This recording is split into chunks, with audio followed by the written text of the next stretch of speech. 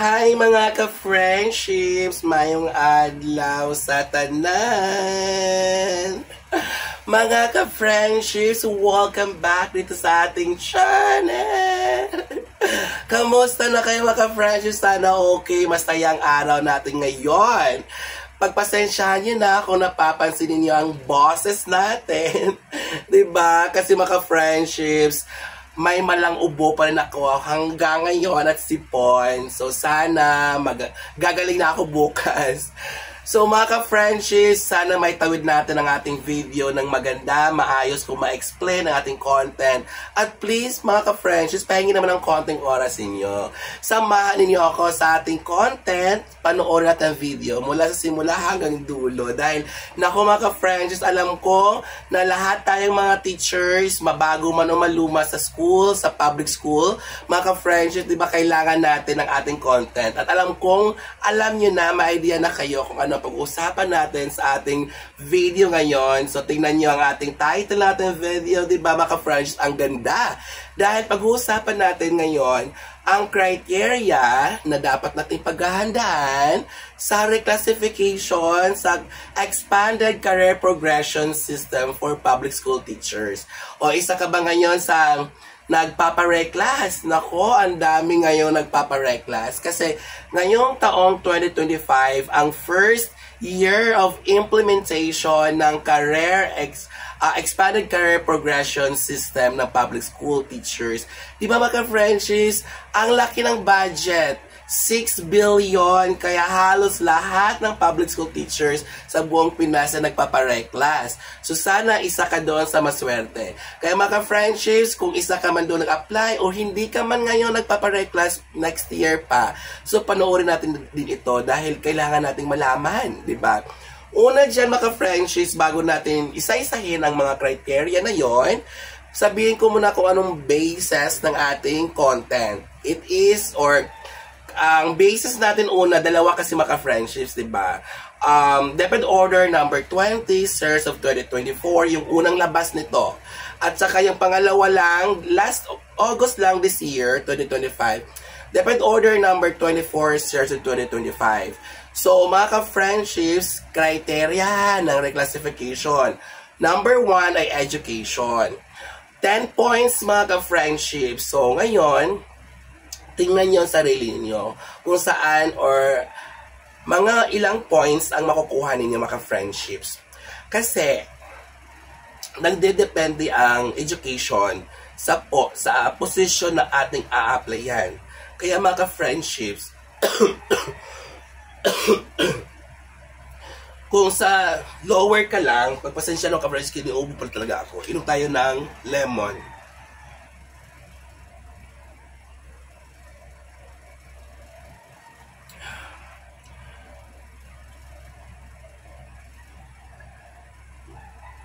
Ayan.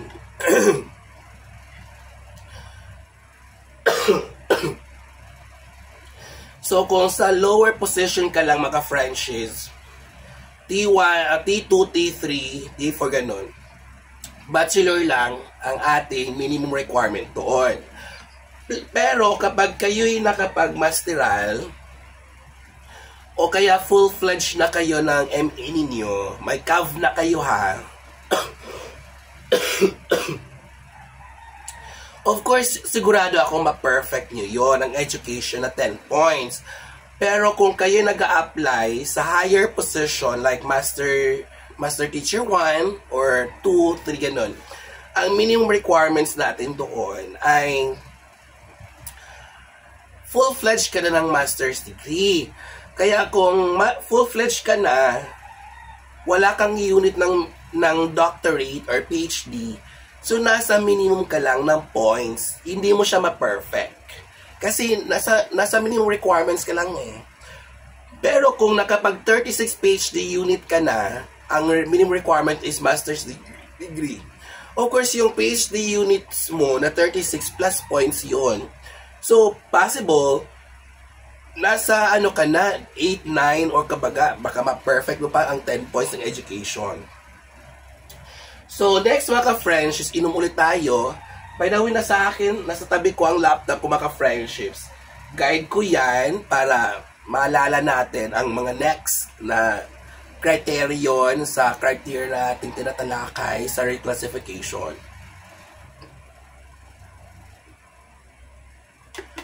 Next din mga friendships ay training.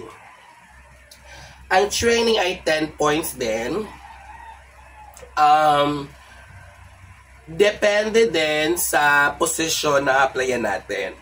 Kailangan po ang training natin ay related sa position na applyan natin.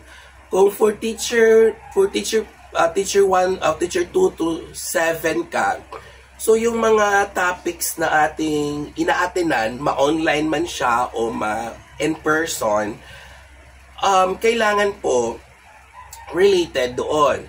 Kung for master teacher 1 or for principal, so mga topics natin doon, so mga nasa managerial positions na, how to handle people, ganon. Kasi kung anong position na applyan natin, dapat akma doon, align doon, mga friendships. And then mayroon siyang mga number of hours. So kung ilan man ang number of hours ang kailangan, i-reach natin yon or pasubrahan natin para mas okay.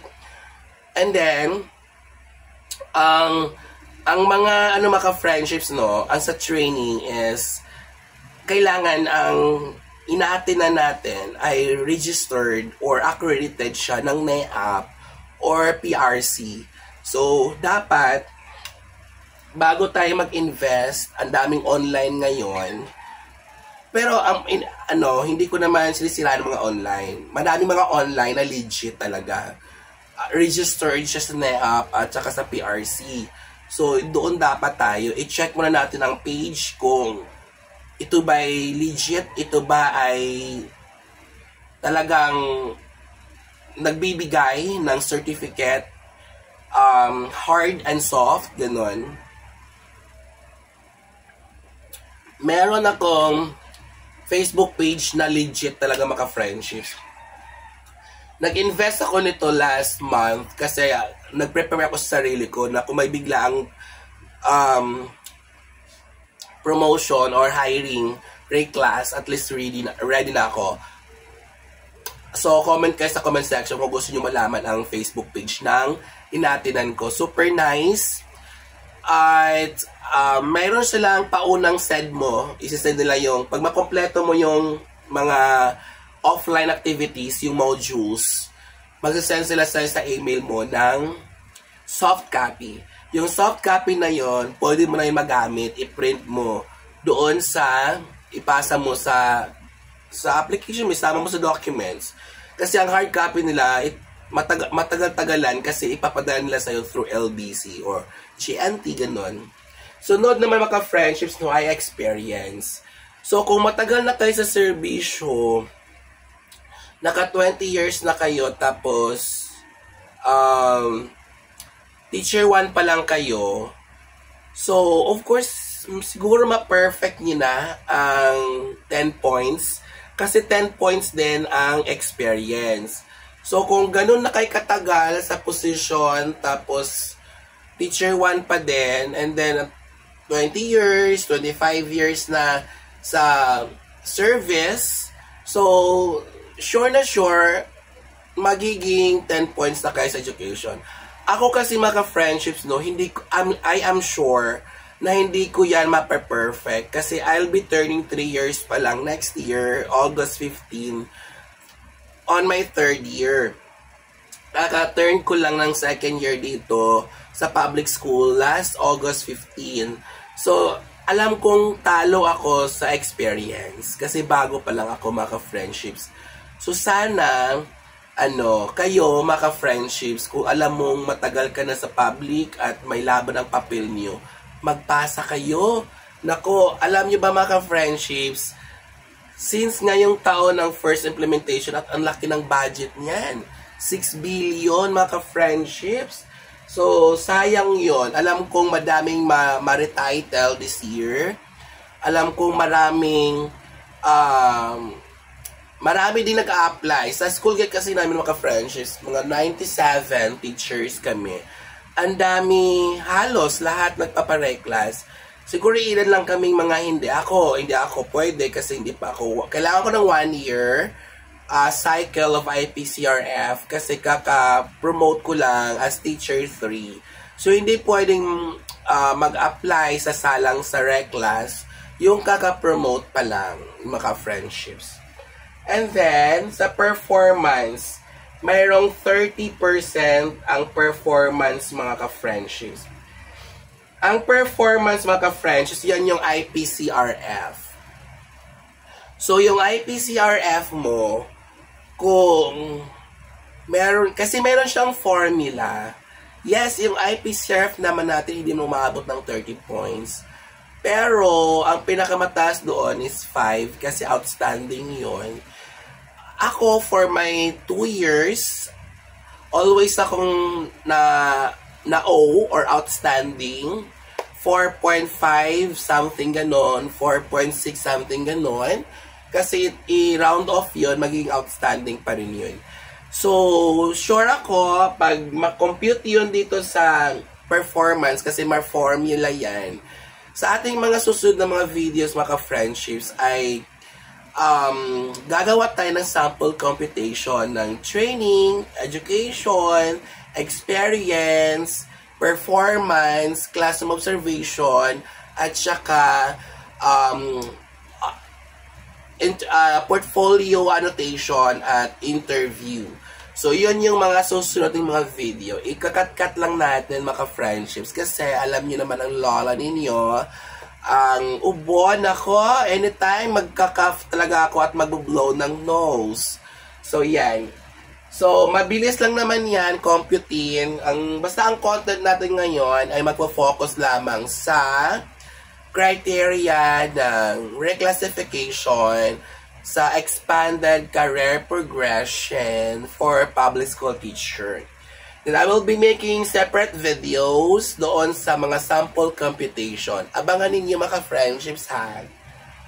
And then, next ay letter E, 25 points, classroom observation, PPST, COIS. So, mga friendships, dito din sa, yes, tama po, classroom observation, demonstration teaching, ano pang tawag dyan. Para tayong Teacher 1 applicants, isasalang tayo sa demonstration teaching, magde-demo ka. Then, sa lesson plan mo, mga friends, matrabaho. Meron siyang mga general guidelines na susundin. And then, meron siyang pre-observation, actual observation, and post-observation. Please, kung mahina kayo sa annotation, mahina kayo sa mga indicators, magpa-mentor kayo sa master teacher ninyo. Kasi dito, marami kang mga COIS na ipakita. Meron tayong 21 COI, Classroom Observation Indicators. So, kailangan mong ipakita at least doon sa minimum requirements ng position na applyan mo. Kapag T2 ka, alam ko 6 lang yon. Pero mga friendships, kung alam mong may laban ang papel mo at magaling ka sa demo at interview, and then go for 3 talon, 3 SG salary, kasi 3 SG salary ang pwede, di ba? So mga friendships, meron din yung computation. I will be showing you on my next video separate content ng ating computation sa classroom observation. Then dito naman sa last, letter F, 15 points. Ito yung PPST and COIS, non-classroom observable indicators, ng portfolio annotation and behavioral event interview. So, dalawa ang gagawin mo dito na meron kang portfolio form na annotation. Then, bibigyan ka ng indicators doon, and then MOV and annotation. Yung annotation, ikaw yung gagawa nun. And then, mga friendships, dapat mapakita mo sa annotation mo ang minimum any course na kailangan sa position na ina-applyan natin. Katulad din doon sa behavioral interview. Ano po yung mga sample behavioral interview? Mga ka-friendships, tulad lang din sa classroom, yung mga nangyayari sa klase natin. Example, may isang batang sa klase mo na hindi siya motivated, malungkot, tulog, mga unmotivated, mga ka-friendships, yung walang gana makinig, walang ganang basta yung kasama din doon yung mga hyper, yung mga pasaway, ganon. Paano mo sila mapapakinig sa lesson mo? Paano mo sila, anong gagawin mo para magiging active sila sa klase, magpa-participate? Anong gagawin mo doon at anong resulta sa ginamit mong teaching strategy? And then,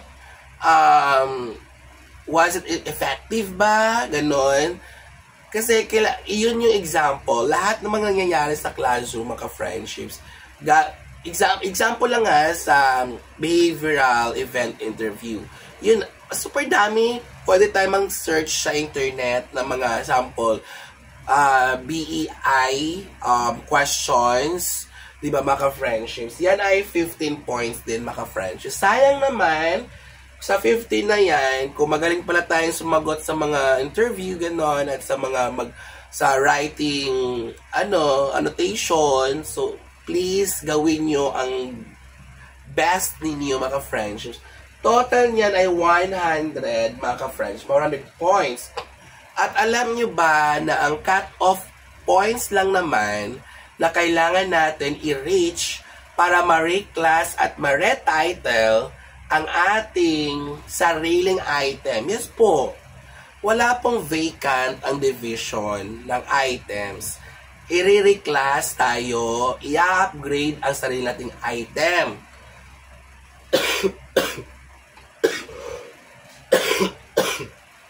Naku, mga friends, inobo naman tayo.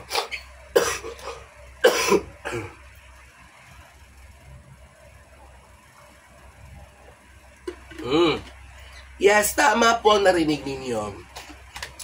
Ang sarili nating item ang pinopromote, ina-upgrade. So, kapag at least nasa 50 points ka cut off, sure na sure yun, marireclass ka.